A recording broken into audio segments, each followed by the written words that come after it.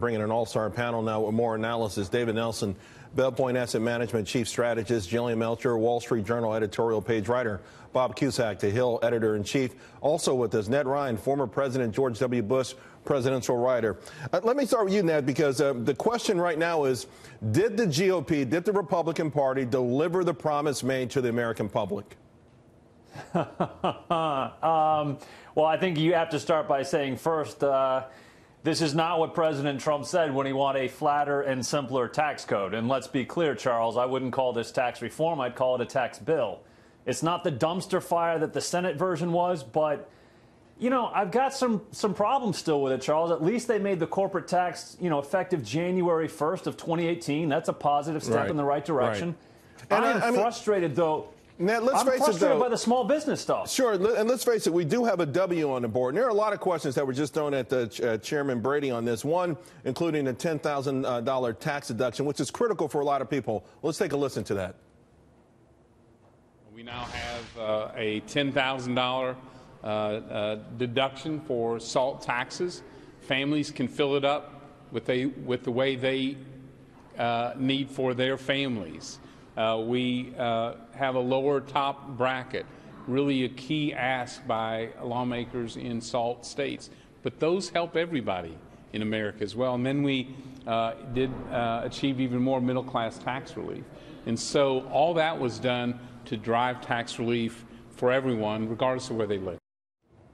David, let me ask you, repatriation. For me, I'm a little disappointed. Let's not forget, George Bush's repatriation was 5.4%. Yeah. This was advertised at 14% 2 weeks ago. It ended up at 15.5% for liquid assets. Is that going to be enough to get the tech names moving, to get money coming back into this country? Yeah, but it continues, Charles, and this is ongoing. The best part of this bill is that we now have a tax code that doesn't encourage corporations to do this in the future and to park money offshore. I think a lot of this money is going to come back. But we're also salivating at the $2.5 to $4 trillion. It's a lot of money, yeah. and it also bodes well. Think about certainly infrastructure is the next place we're going to go here.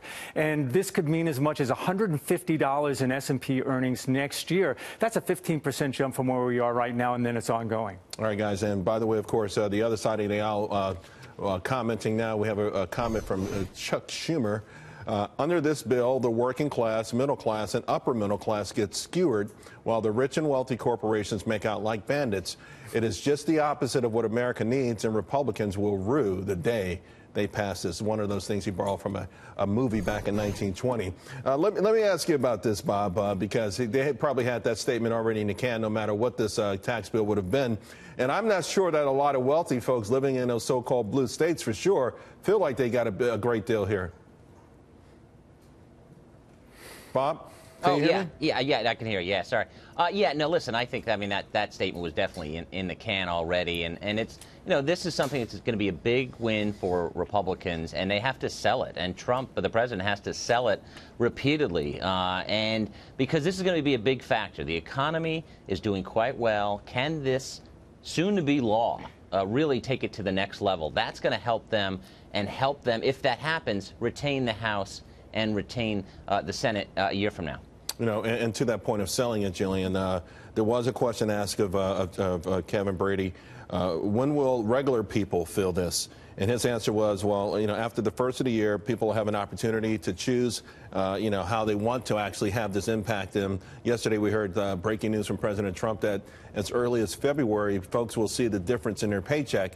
That goes a long ways towards selling this, really the actuality that, hey, I'm actually keeping more of what I've earned. Yeah, I think you're exactly right on this. One of the most important things was to have that corporate tax rate hit immediately, to have it go down right off the bat in 2018. Because that's what's really going to be the engine for economic growth here. And the goal is to be achieving 3% or more GDP growth. Based on that estimate, we're going to see wage growth between 4 to 6%. That's really positive. And I do think that, as the goal is to be competitive. We're talking about going from one of the highest corporate tax rates in the entire world to a pretty darn good one. Right. I think that's going to be something that's going to hit the middle class pretty much right David, away. using the stock market as and I'm going to bring you 1 second, Ned, but I want to ask David to piggyback off that, using the stock market as something of a gauge, if you will. It's a huge gauge. The Russell 2000 had the best reaction of all the indices. They're domestically oriented stocks or companies on that index. Does that suggest that Wall Street believes this will have a more immediate boost for domestic companies? I think it benefits both, but the most to catch up here is clearly small caps. They've actually underperformed this year, and it speaks to Jillian's point because the political ramifications as we go out are huge. You start getting to 4 to 5% growth, anywhere close to 4%. 2020 looks pretty good. I mean, go ahead, Jillian. I'll note that this also isn't happening in a vacuum. We have tax reform at the same time that we have massive deregulation. I think those two things combined, you've got real strong right. And deregulations, I think, already have made a massive impact to the markets and to the economy. Ned?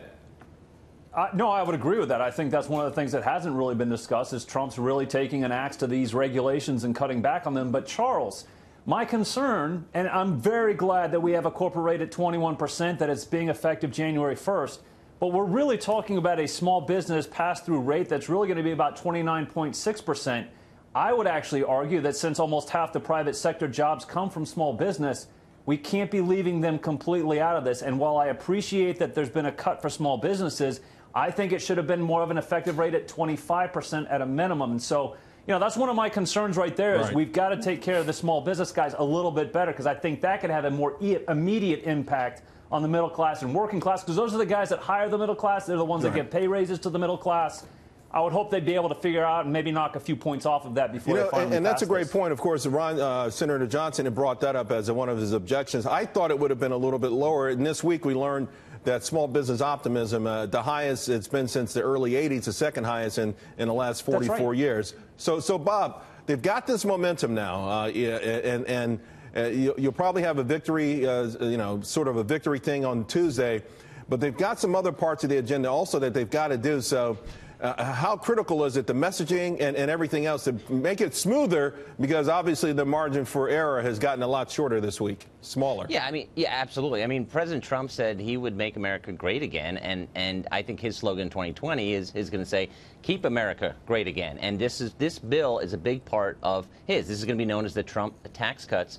And if they're popular, especially if people start to see that they're going to get more money, then it is going to be popular. At the same time, they have other things, as you mentioned. They want to do infrastructure. They want to do at least talk about welfare reform, which is something that will gin up the base, which they have to do in 2018. So there are other agenda items. They got to get a spending deal by the end of next week. Sure, we got to keep the government open. Yeah. So it's big. They got a lot on their plate. We do. And what about that whole idea that which should come next? Of course, we do the spending bill. That's tied to DACA. That's a very contentious political issue.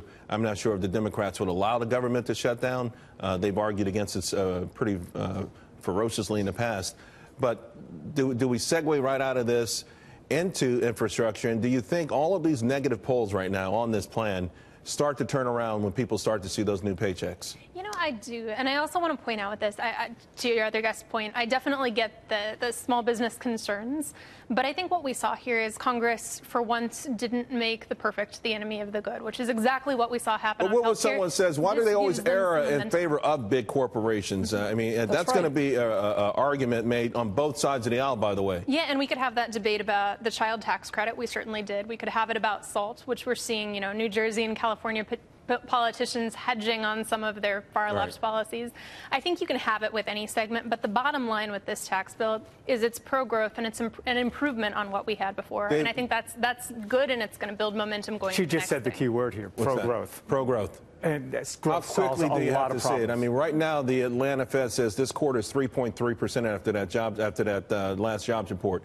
3 quarters in a row, 3%. Can that carry over into next year? Can we get a full year, 3% growth? I think it's actually possible. And if you asked me this 6 months ago, I would have said no. But it's starting to look that way. This benefits not just small companies, it benefits big companies. And you have the global geosynchronous growth around the world to give us a backstop as well. Ned, isn't this a good opportunity, for the entire Republican Party to sort of hit the reset button, take a victory lap in unison, and then kind of refocus themselves?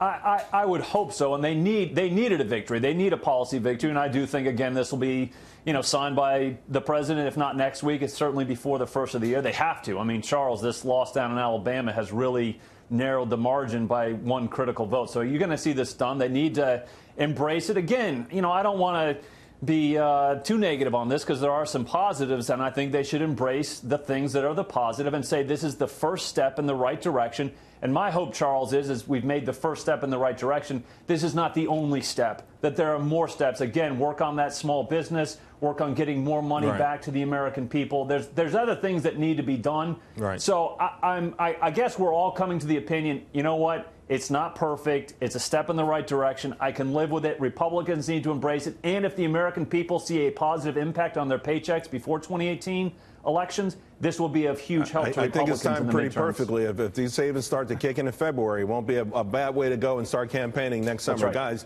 all of you, thank you very much.